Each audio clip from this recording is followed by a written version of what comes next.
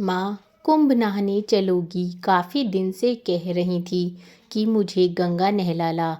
इस बार तुम्हें नहला लाता हूँ। आज ट्रेन का टिकट करा दिया है। यह सुनकर गोमती चहक उठी।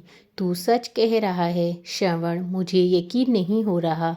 यकीन करो माँ, ये देखो टिकटें। श्रवण ने जेब से टिकटें निकालकर गोमती को दिखाईं और बोला, अब जाने की तैयारी कर लेना। जो जो सामान चाहिए बता देना। अगले हफ्ते आज के ही दिन चलेंगे। कौन कौन चलेगा बेटा? सभी चल रहे हैं ना? नहीं माँ, सब जाकर क्या करेंगे? कुंभ पर बहुत भीड़ रहती है, सबको संभालना मुश्किल होगा। बस हम दोनों ही चलेंगे। गोमती ने श्वेता की ओर देखा। उनके अकेले जाने से कहीं बहू नाराज ना हो। उन्हें लगा कि इतनी उम्र में अकेली बेटे के साथ कैसे जाएंगी। श्रवण कैसे संभालेगा उन्हें? घर में तो जैसे तैसे अपना काम कर लेती है, बाहर कैसे उठेंगी बैठेंगी? घड़ी घड़ी श्रवण का सहारा मांगेगी, फिर कहीं सबके सामने ही श्रवण झल्लाने लगा तो दुविधा हुई उन्हें। अब क्या सोचने लगी माँ जी? आपके बेटे कह रहे हैं तो घूम आइए। हम सब तो फिर कभी चले जाएंगे। इसके बाद पूरे 12 साल बाद ही कुंभ पड़ेगा। बहू, क्या श्रवण मुझे संभाल पाएगा? गोमती ने अपना संशय सामने रखा तो श्रवण हंस पड़ा।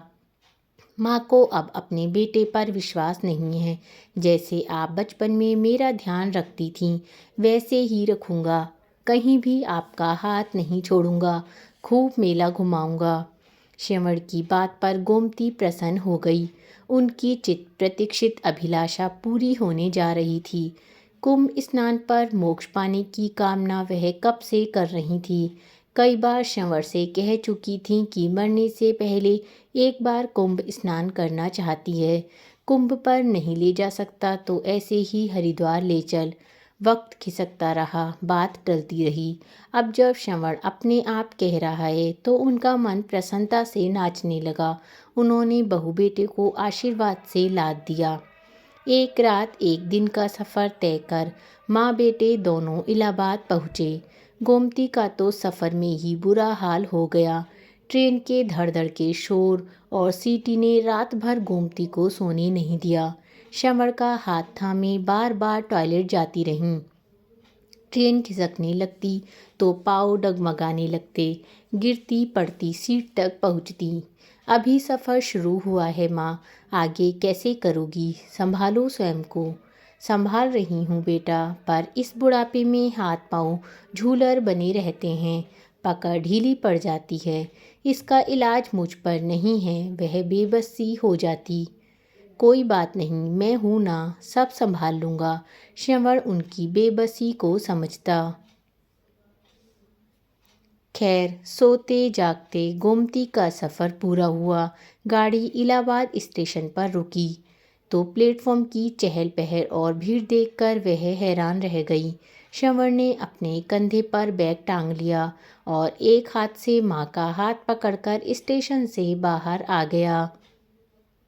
शहर आकर श्रवण ने देखा कि आकाश में घटाएं घुमड़ रही थीं। यह सोचकर कि क्या पता कब बादल बरसने लगे, उसने थोड़ी देर स्टेशन पर ही रुकने का फैसला किया। माँ के साथ वह वेटिंग रूम में जाकर बैठ गया।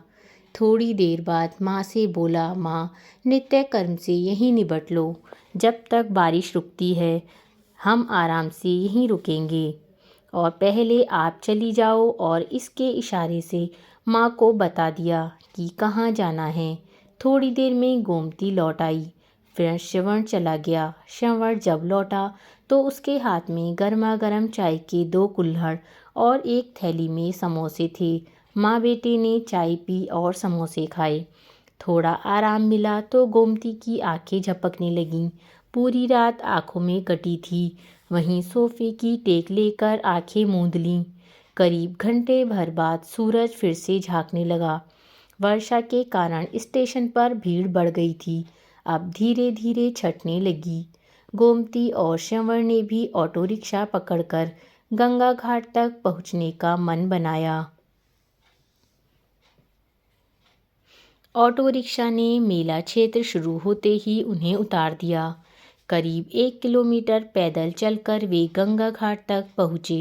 गिरते पड़ते बड़ी मुश्किल से एक डेरे में थोड़ा सा स्थान मिला।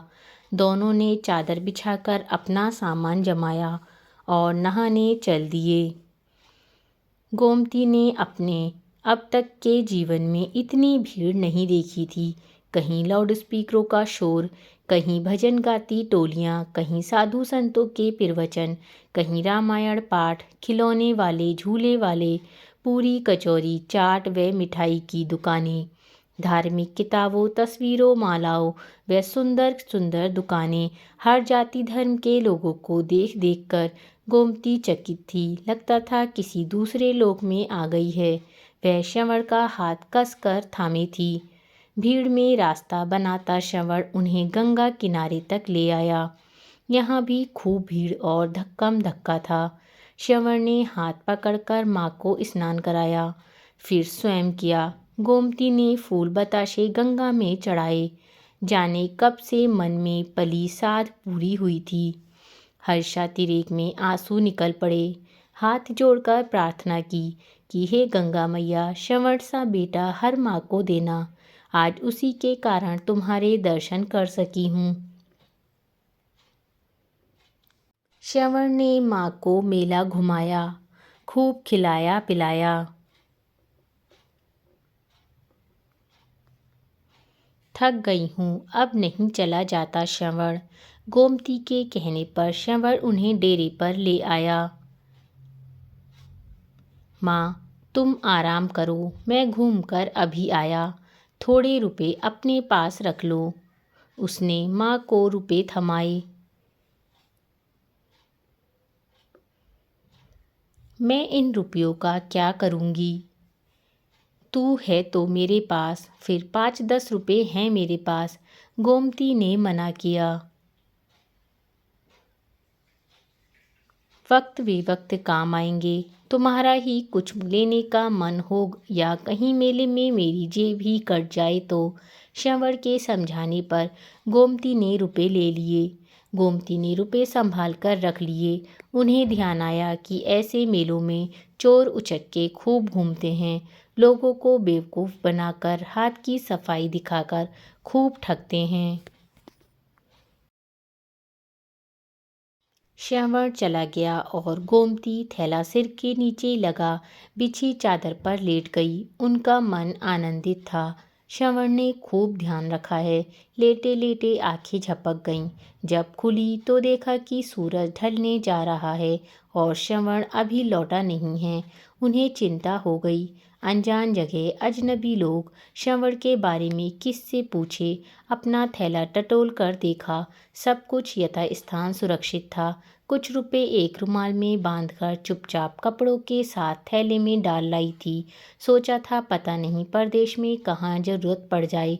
उसी रुमाल में श्रवण के दिए रुपए भी रख लिए। वह डेरे से बाहर आकर इधर उधर देखने लगी। आदमियों का रेला एक तरफ तेजी से भागने लगा। वह कुछ समझ पाती कि चीख पुकार मच गई। पता लगा कि मेले में हाथी बिगड़ जाने से भगदड़ मच गई है। काफ़ी लोग भगदड़ में गिरने के कारण कुचल कर मर गए हैं। सुनकर गोमती का कलेजा मुंह को आने लगा। कहीं उनका श्रवण भी क्या इसी कारण अभी तक नहीं आया है। उन्होंने एक यात्री के पास जाकर पूछा, भैया यह किस समय की बात है? माँ जी, शाम 4 बजे नागा साधु हाथियों पर बैठकर स्नान करने जा रहे थे और पैसे फेंकते जा रहे थे। उनके फेंके पैसों को लूटने के कारण यह कांड हुआ। जो जख्मी हैं उन्हें अस्पताल पहुंचाया जा रहा है और जो मर गए हैं उन्हें सरकारी गाड़ी से वहां से हटाया जा रहा है। आपका भी कोई है? भैया, मेरा बेटा 2 बजे घूमने निकला था और अभी तक नहीं लौटा है। उसका कोई फ़ोटो है माँ जी? यात्री ने पूछा। फ़ोटो तो नहीं है, अब क्या करूँ? गोमती रोने लगी। माँ जी, आप रो मत। देखो सामने पुलिस चौकी है, आप वहाँ जाकर पता करो। गोमती ने चादर समेटकर थैले में रखी और पुलिस चौकी पहुंचकर रोने लगी। लाउडस्पीकर से कई बार अनाउंस कराया गया। फिर एक सहृदय सिपाही अपनी मोटरसाइकिल पर बिठाकर गोमती को वहां ले गया जहां मृतकों को एक साथ रखा गया था। एक दो अस्थायी बने अस्पतालों में भी ले गया जहां जख्मी पड़े लोग करा रहे थे और डॉक्टर उनकी मरहम पट्टी करने में जुटे थे। श्रवण का वहाँ कहीं भी पता ना था। तभी गोमती को ध्यान आया कि कहीं श्रवण डेरे पर लौट न आया हो, उनका इंतजार कर रहा हो या उन्हें डेरे पर ना पाकर वह भी उन्हीं की तलाश कर रहा हो। हालांकि पुलिस चौकी पर वह अपने बेटे का हुलिया बता आई थी और लौटने तक रोके रखने को भी कह आई थी।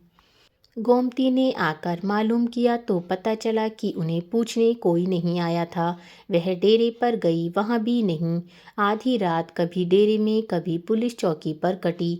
जब रात के 12 बज गए तो पुलिस वालों ने कहा, माँ जी आप डेरे पर जाकर आराम करो, आपका बेटा यहाँ पूछने आया तो आपके पास भेज देंगे।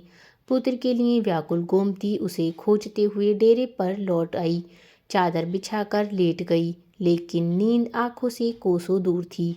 कहाँ चला गया श्रवण? इस कुंभ नगरी में कहाँ कहाँ ढूंढेगी? यहाँ उनका अपना है कौन? यदि श्रवण न लौटा तो अकेली घर कैसे लौटेगी? बहू का सामना कैसे करेगी? खुद को ही कोसने लगी। व्यर्थ ही कुंभ नहाने की जिद कर बैठी।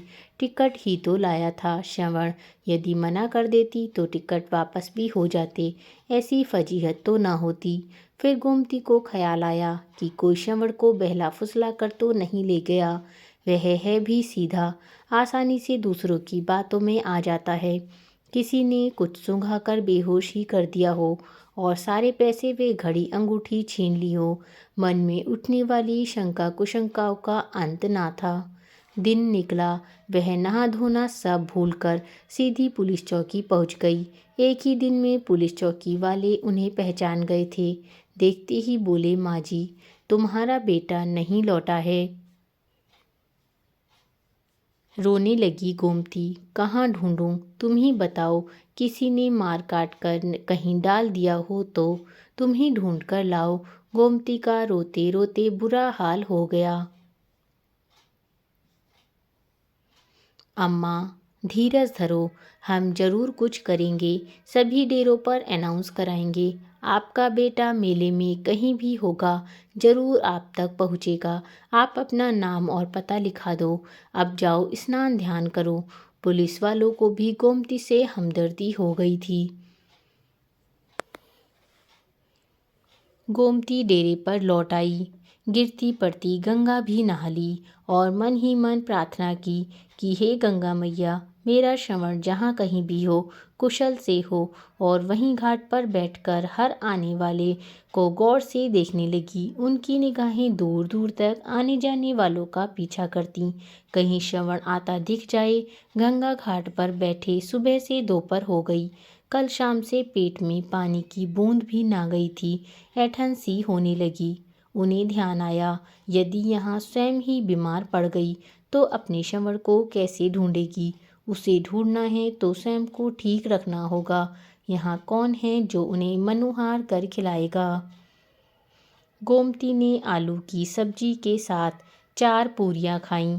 गंगा जल पिया तो थोड़ी शांति मिली। 4 पूरियाँ शाम के लिए यह सोचकर बंधवा लीं कि यहाँ तक न आ सकी तो डेरे में ही खा लेंगी, या भूखा श्रवण लौटेगा तो उसे खिला देगी। श्रवण का ध्यान आते ही उन्होंने कुछ केले भी खरीद लिए। ढूंढती ढूंढती अपने डेरे पर पहुँच गई। पुलिस चौकी में भी झाँक आई। देखते ही देखते 8 दिन निकल गए। मेला उखड़ने लगा, श्रवण भी नहीं लौटा। अब पुलिस वालों ने सलाह दी, अम्मा अपने घर लौट जाओ, लगता है आपका बेटा अब नहीं लौटेगा।